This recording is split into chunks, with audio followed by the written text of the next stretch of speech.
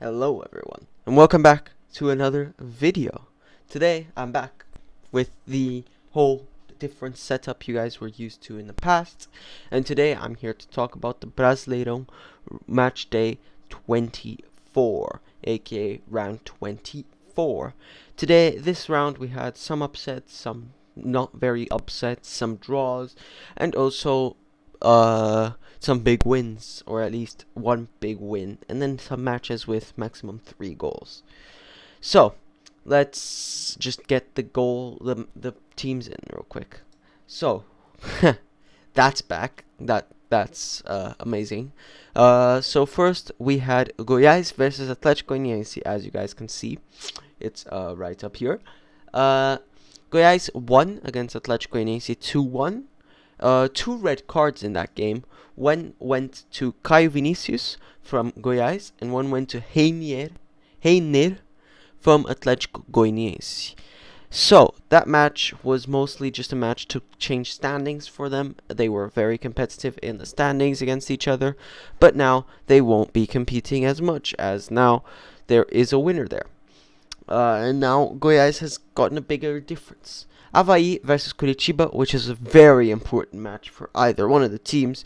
Most importantly, Curitiba to leave the relegation zone for a good time, at least one round. And surprisingly enough, Curitiba won, which means now they are out of the relegation zone.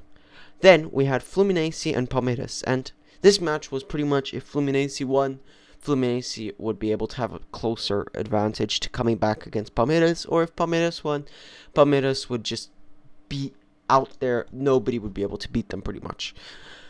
It was a draw, which means that Palmeiras will probably be winning the league this year.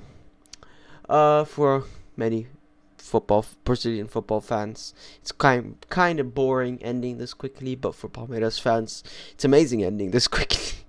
Then we had Ceara and Athletico Paranaense, which for Ceara came out really well in a 0-0 win. A draw. Who would have won in 0-0? Well, Ceara won a point, so there's still a win. Everybody won a point there. Then we had Sao Paulo and Fortaleza. Now, I just want to say real quick, Fortaleza have had a surprising second half. Look, when I started the channel, I'm pretty sure they were on 15 points. We've had 5 rounds when I started the channel. And right now, they are on exactly 30 points. So they've had 15 points in 5 rounds. Which, if you'd like to talk in point gained per round, they've gained 100% of the points. They have beaten Sao Paulo 1-0 and are now in 30 points. By the way, Sao Paulo, even though still in the Sul-Americana and still in the Copa do Brasil, need to make sure they don't fall in the Brasileirão because they're falling too far.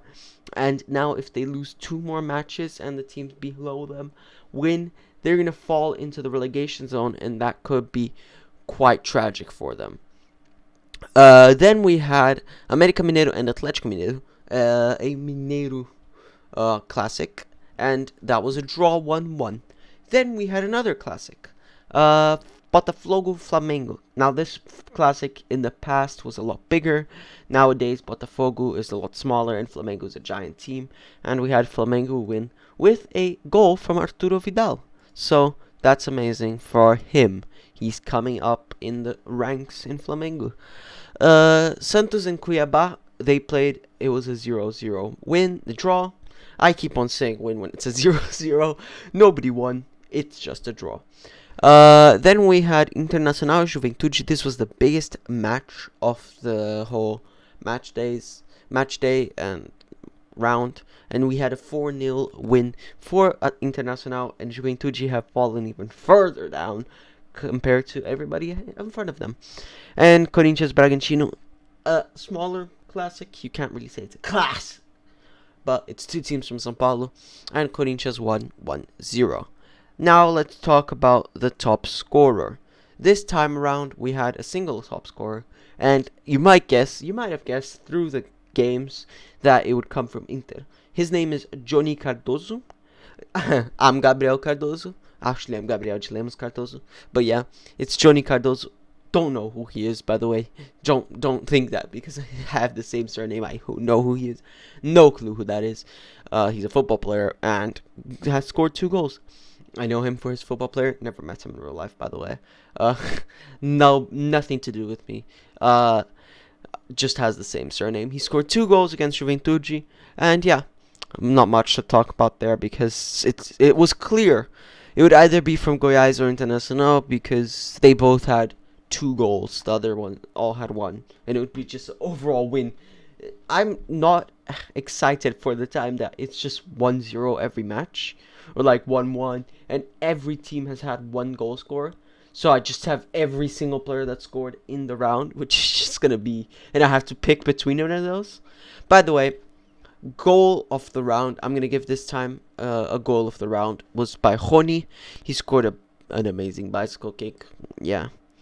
I just decided to give it because it was a nice bicycle kick. Now I'm gonna just quickly move here because I'm gonna show the table, which I haven't done.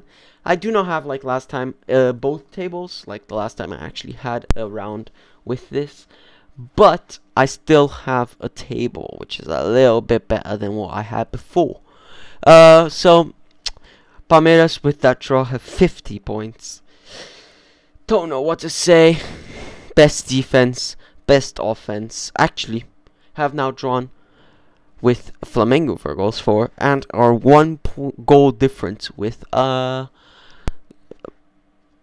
Fluminense for goals for. So there we're gonna have a little bit of competition, and Internacional. But overall, Palmeiras 50 points, not much to talk about there. 43 points for Flamengo, so now it's a 7 gap. Now the only big difference is that there's no difference anywhere there. I'm pretty sure it was the exact same. Only Fluminense and Flamengo have changed places. I'm quickly opening it on my phone so I can tell you what has changed. I'm opening the last week's table. So Flamengo, Fluminense, yup, that has changed. Fluminense was higher up. Then we had Goiás, of course. Goiás came to 10th, and Bragantino went down to 11th. Now we have the big team, the team who has gotten 100% of the points. Fortaleza. Fortaleza went up by 1 position, and Sao Paulo, who I have talked already about, in the last 5 matches have lost 4-1-1. So they need to be careful there. Fortaleza is the only team that's fully green, and it's just amazing. Look at that. Look at that full green. Very good looking. Then we have Botafogo with 27, and that's where I talk. 25 for Cuiaba, first of the relegation table.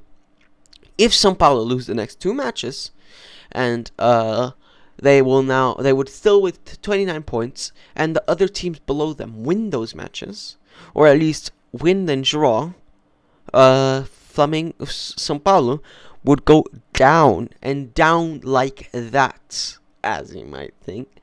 They would go all the way to 17th, and if Avai also won all their matches, they would go all the way down to 18th, and would be fighting not to fall very hard.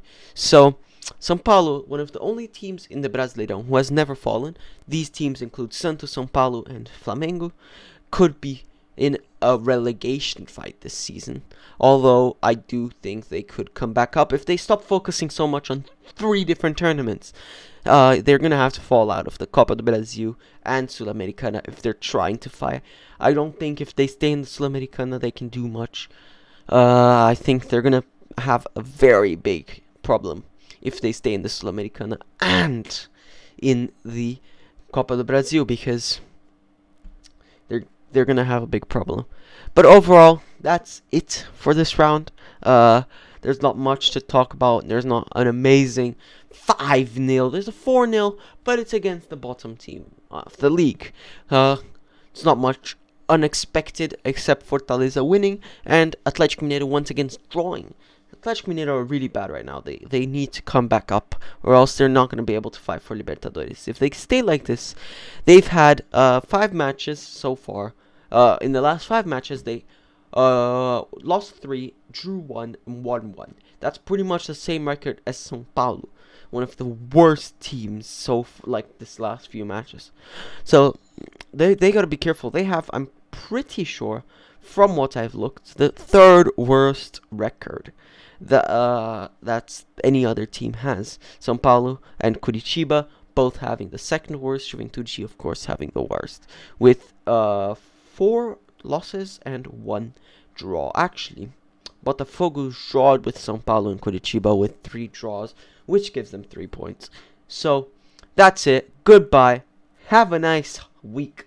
See you next week in my video. And actually, see you this week. Make sure to look at the video that I talk about the question and what will be my next video. You guys might know it already, but please make sure to answer my video. And just, yeah, see you guys next week, and goodbye.